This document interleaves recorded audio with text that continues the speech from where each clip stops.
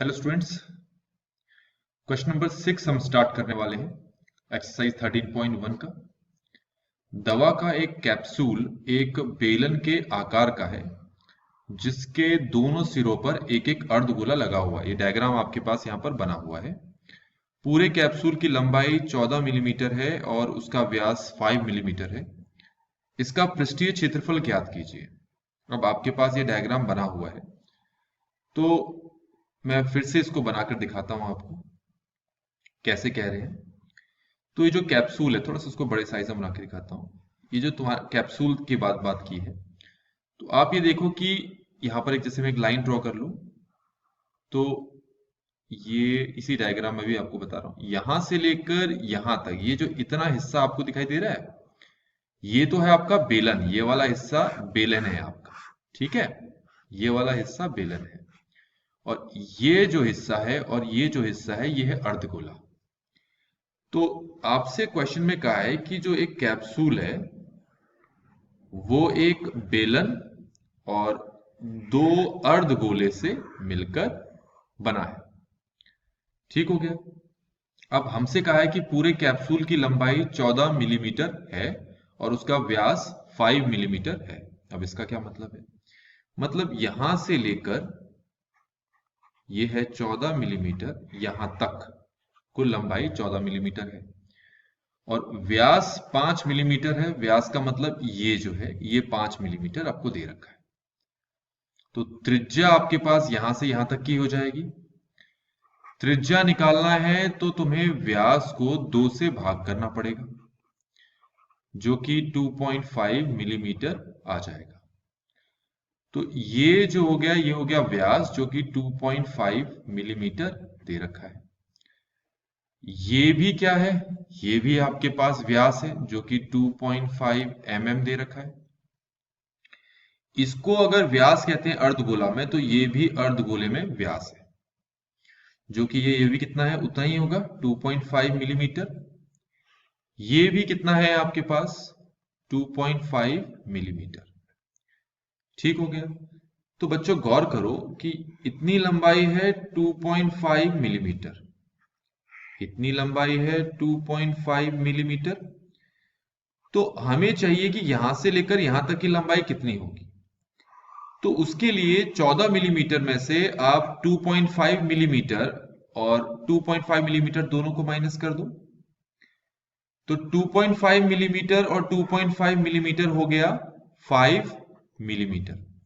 इसका मतलब है 14 मिलीमीटर में से आपको कुल 5 मिलीमीटर माइनस करना होगा, तभी यहां से यहां तक की लंबाई आएगी, जो कि हो गया आपका 9 मिलीमीटर। तो इतना समझ में आ गया होगा आपको। तो जरा मैं यहां लिख के दिखाता हूं। सबसे पहले बेलन की चीजें लिख लेता हूं यहां पर। बेलन की ऊंचाई या जिसको लंबाई कहते हैं, यहां पर लंबाई कहेंगे, वो आ गई 9 मिलीमीटर। और बेलन का जो त्रिज्या है वो आ गया आपके पास 2.5 मिलीमीटर। ये रहा बेलन का त्रिज्या, क्योंकि इसके साथ अर्धगोला लगाया तो उसका भी त्रिज्या यही होगा। अब हम बात करते हैं अर्धगोले की। तो अर्धगोला का जो त्रिज्या है वो कितना है? 2.5 मिलीमीटर। अब क्वेश्चन में हमसे क्या कहा है कि इसका पृष्ठीय क्षेत्रफल निकालें। तो देखो, जितनी चीज आपको दिखाई देती है ना, उतनी ही चीज का एरिया हम निकालते हैं। तो जैसे यहां पर ये जो अर्धगोला है नीचे वाला, इसका आपको वक्र पार्ट दिखाई दे रहा है। ये जो इस तरफ वाला है अर्धगोला, इसका भी आपको वक्र पार्ट दिखाई दे रहा है। और हमारे पास ये जो बेलन है, इसका भी आपको वक्र पार्ट ही दिखाई दे रहा है। तो इसका मतलब है पूरे कैप्सूल का पृष्ठीय क्षेत्रफल अगर निकालना है तो तीनों का वक्र पृष्ठ क्षेत्रफल को जोड़ना होगा।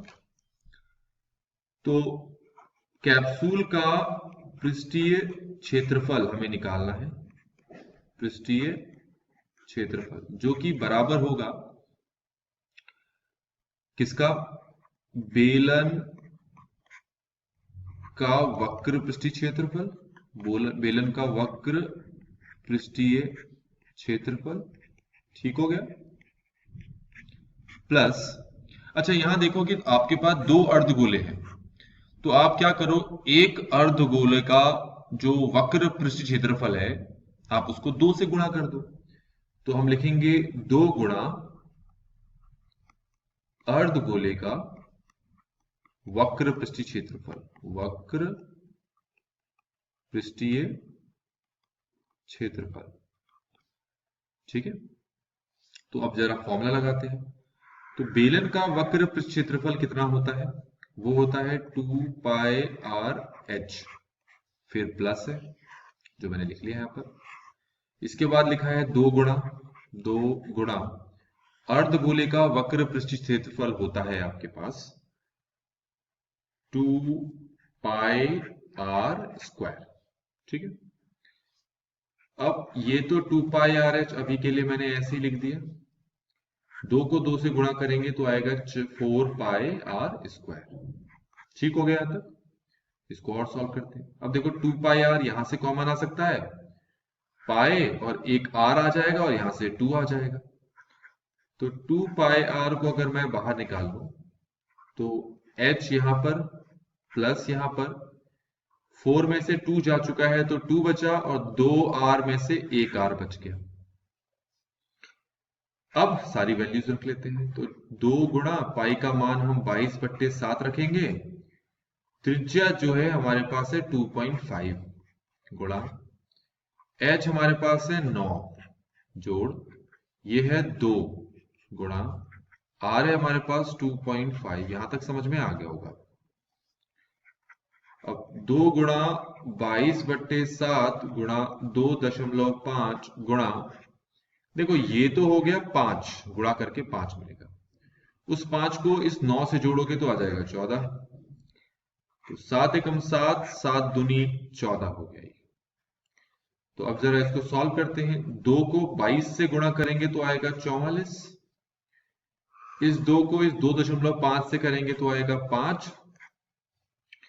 अब अगर 44 को 5 से गुणा करेंगे तो शायद ये 2200 आ रहा है। आप भी चेक कर लेंगे एक बार। तो ये 220 मिलीमीटर स्क्वायर। तो जो कैप्सूल हमें दिया गया है उस कैप्सूल का पृष्ठीय क्षेत्रफल हमारे पास कितना आ गया? ये आ गया कितना? 220 मिलीमीटर स्क्वायर। आई होप कि आपको ये पूरा सोल्यूशन समझ में आया होगा। Thanks for watching.